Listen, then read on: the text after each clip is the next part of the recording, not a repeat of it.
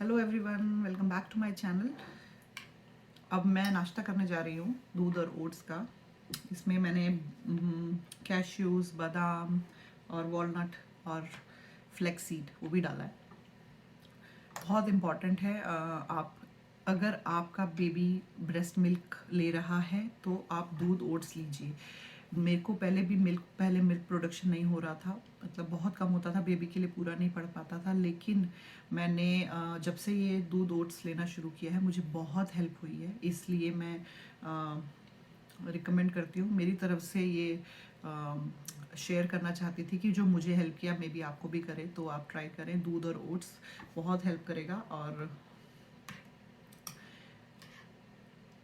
एक बात मैं आज ऐसी सोच रही थी, अभी तो राम सो रहा है, तो कि गुस्सा जो है लोगों को, मतलब गुस्से के टाइम पे एक्चुअली इंसान को कुछ बोलना नहीं चाहिए। क्यों? क्योंकि जब गुस्सा आता है ना तो इंसान सोचता नहीं है, खाली बोलता है, उसका दिमाग चलना बंद हो जाता है और ज़बान खुल जाती है। लेकिन होता क्या है कि गुस्से के टाइम पे इंसान ज़्यादा बोलता है। वो वही चीज़ें बोलता है जो सामने वाले को बुरी लगे। उस वक्त बिल्कुल माइंड का शटर बंद हो जाता है कि क्या बोलना है, क्या नहीं बोलना है, सोचना है, समझना है, नहीं, बस ज़बान ऐसे चलती है कि पूछो मत। तो मैं ऐसे ही सोच रही थी बैठे बैठे कि अगर इंसान अपना गुस्सा अपने कंट्रोल में कर ले तो कितने रिश्ते सुधर जाएं, कितनी चीज़ों पे कितना पीसफुल लाइफ हो जाए, राइट। लेकिन यही बात कितनी मुश्किल है, गुस्से को कंट्रोल करना। क्यों? ईगो बहुत सारी सामने आती है, और कभी कभी होता है कि हमें लगता है हम ही क्यों करें, राइट। और कभी कभी हम लेज़ी भी हो जाते हैं, क्या करना। पर मुझे लगता है एक अच्छी ज़िंदगी अगर हमें चाहिए, हम चाहते हैं हमारे रिश्ते अच्छे हों और हम चाहते हैं कि हम पीसफुल लाइफ जिए, स्ट्रेस फ्री लाइफ जिए, क्योंकि गुस्सा हम कर तो दूसरे के लिए, दूसरे के ऊपर रहे, लेकिन नुकसान हमारा भी हो रहा है, राइट। तो आज हम यही सोच रही थी कि मैं थोड़ा गुस्से पे कंट्रोल करना की कोशिश करूँगी। और सबसे बड़ी बात है, जब बच्चे हैं, बच्चे राम जैसे कि मैं, अगर मैं गुस्सा कर रही हूँ तो वो भी वही देख रहा है और वही वो सीख रहा है। तो वो जैसे जैसे बड़ा होगा उसके अंदर वो गुस्से का चीज़ इनहेरिट हो जाएगी। तो मुझे ऐसा लगा, मैंने सोचा आपके साथ शेयर करती हूँ कि गुस्सा करना ठीक है, कुछ कुछ जगहों पे वो ज़रूरी भी है, लेकिन हम उसको एक पॉजिटिव वे में डाल सकते हैं, इंस्टेड ऑफ कि नेगेटिविटी घर में फैले।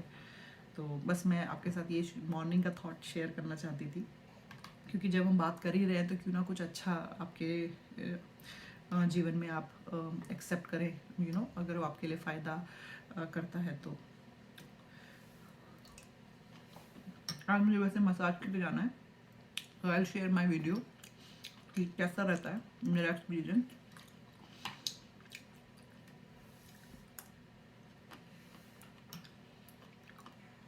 मसाज बहुत ज़रूरी है पोस्टमार्टम में। एक्चुअली मुझे बोला गया था कि जब आपका डिलीवरी के बाद आप रेगुलर मसाज शुरू कर दीजिए, लेकिन जैसे ही मैं घर आई 3 दिन बाद, राम को हो गया था जॉन्डिस, तो हमें वहीं रुकना पड़ा 2-3 दिन। जब मैं वापस आई, हमारे घर में मेरी मदर इन लॉ, मेरे हस्बैंड के बड़ी सिस्टर का बेटा निखिल, उसका उनका नेफ्यू, मेरे हस्बैंड का नेफ्यू, मेरे हस्बैंड और मैं, हम 4 जने, चारों के चारों को एक साथ वायरल हो गया, एक साथ। बस राम जो बच्चा था, हमने कैसे कैसे कोशिश करी कि उसको नहीं हो, लेकिन लकीली गॉड ग्रेस, राम को नहीं हुआ। हम चारों की इतनी हालत खराब थी, एक हफ्ता, मतलब मेरे साथ तो 4-5 गुना ज़्यादा दर्द था, क्योंकि स्टिचेस में पेन, तो बैठ नहीं सकते थे, लेटे लेटे कमर टूट गई थी, ब्रेस्ट फीड के लिए जो उठना पड़ता था उसमें कमर का काम हो गया था।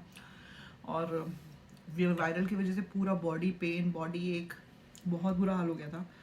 तो किसी को बोल भी नहीं सकते थे मसाज के लिए, क्योंकि और बाकी सब घर में बीमार हैं, हस्बैंड भी बीमार है, मदर इन लॉ भी बीमार है, तो सबको वायरल हो गया था। एक हफ्ता वो जो गया है वो तो हॉरेबल था।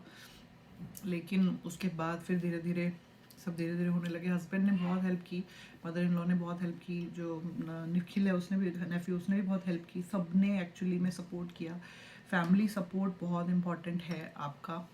मुझे लगता है कि हम यूजुअली ऐसा सोचते हैं सब लोग कि हाँ नेचुरल है, आप एक लेडी को ये तो सहन करना ही है पोस्टमार्टम में, ये जो डिप्रेशन है ये तो होना ही होना है। नहीं, ऐसा नहीं है। अगर फैमिली सपोर्ट करती है तो क्या पता वो लेडी उस डिप्रेशन से गुजरे ही नहीं। क्यों? क्योंकि अगर उसके पास कोई होगा बोलने के लिए, कोई उसके पास होगा उसको समझने के लिए, तो किस बात का डिप्रेशन? डिप्रेशन जब होता है जब आप अपनी अंदर की चीज़ें बाहर नहीं निकाल पाते हो और आप स्ट्रेस्ड में होते हो, फ्रस्ट्रेटेड हो जाते हो। लेकिन जब आपकी फैमिली आपको सपोर्ट कर रही है, आपके हस्बैंड आपके लिए कुछ चीज़ें कर रहे हैं, मतलब मैं अपने आप को बहुत लकी मानती हूँ कि मेरी मदर इन लॉ, हस्बैंड और निखिल ने सब कुछ संभाल लिया। मुझे कुछ नहीं करना था, सिर्फ बेबी का ध्यान रखना था। तो मुझे इतना सपोर्ट मिला, तो मैं चाहती हूँ कि मैं ये चीज़ सबके साथ शेयर करूँ ताकि और भी लोग जो ऐसा सोच रहे हैं, कभी कभी हस्बैंड ऐसा सोचता है कि हाँ तुम्हें तो करना ही है, बच्चे का ध्यान रखना ही है, ये तो नॉर्मल है, दर्द हो रहा है तो ठीक है सहन करना ही है। ऐसा नहीं होना चाहिए, राइट? आप कुछ मत करें, आप उनके पास बैठ के एटलीस्ट उनसे प्यार से बात करें। आप उनकी मसाज नहीं कर सकते, उनको खाना नहीं खिला सकते, उनको हेल्प नहीं कर सकते, कुछ बात कोई बात नहीं। एटलीस्ट दिन में उनके पास बैठ के थोड़ी देर उनसे प्यार से बात करें। मुझे लगता है कि उस टाइम पे वो इतने इमोशनली, मेंटली, फिजिकली वीक होती है लेडी कि वो चाहती है कि कोई उनको पैम्पर करे, केयर करे। तो वो थोड़ी सी केयर भी अगर हस्बैंड या फैमिली करे तो वो लेडी उस सिचुएशन से बहुत जल्दी रिकवर कर जाती है और डिप्रेशन तो दूर दूर तक नहीं होता। लेकिन जब वो अकेली पड़ जाती है, वो किसी को बोल नहीं पाती कि उसको इतना दर्द हो रहा है, वो किसी के साथ शेयर नहीं कर पाती और वो देखती है उस बहुत सारी चीज़ें पेंडिंग पड़ी है, ये भी करना है, ये भी करना है, तो वो फ्रस्ट्रेशन की वजह से फिर धीरे धीरे डिप्रेशन होता है। तो ये बहुत इंपॉर्टेंट है कि फैमिली जो है वो ये सिर्फ ये ना सोचे कि हाँ बच्चा हो गया तो अब सारा फोकस बच्चे के ऊपर। नहीं, अगर माँ हेल्दी रहेगी तो वो माँ बच्चे का ध्यान सबसे अच्छे से रख सकती है, वो माँ ही रख सकती है।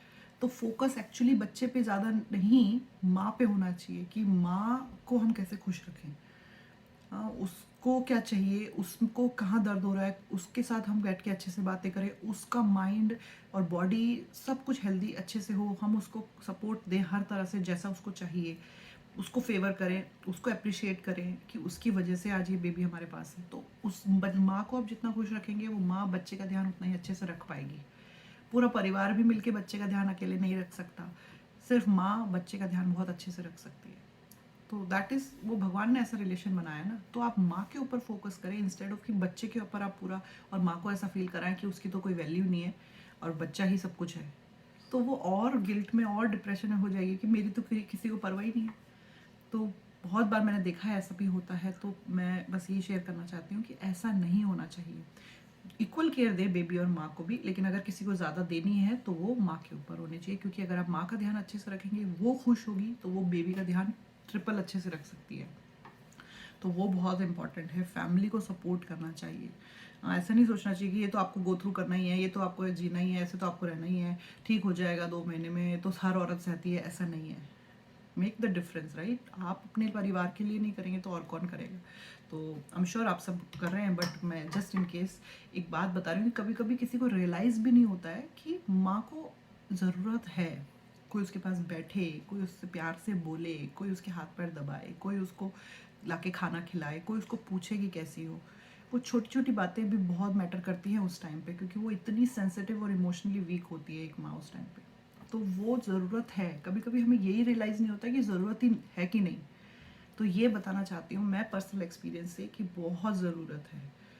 जब मेरे हस्बैंड मेरे को आके बात करते थे, मुझसे पूछते थे दिन कैसा है, तुम्हें कहाँ दर्द है, मैं तुम्हारे हाथ पैर दबा देता हूँ, मैं तुम्हारे बाल बना देता हूँ, तुम बिल्कुल ठीक हो जाओगी, जल्दी सब कुछ हो जाए, अच्छी बातें, पॉजिटिव थिंग्स, वो कितना सुकून देता था मैं आपको बता नहीं सकती।